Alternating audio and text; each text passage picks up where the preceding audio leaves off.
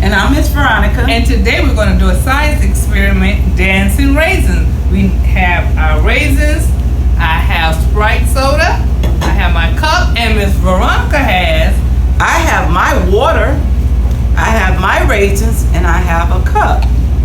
Now,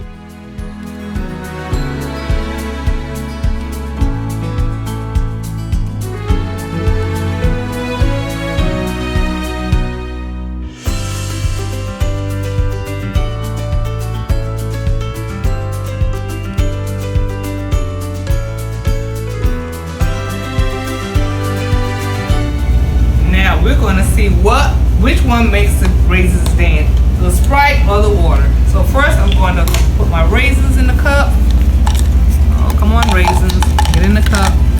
Put some raisins in the cup.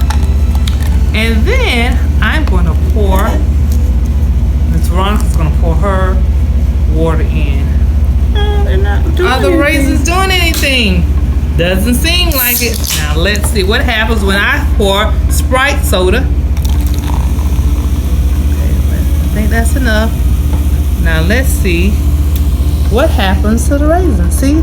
They're Do you see the dancing. raisins? They're dancing. Let's see.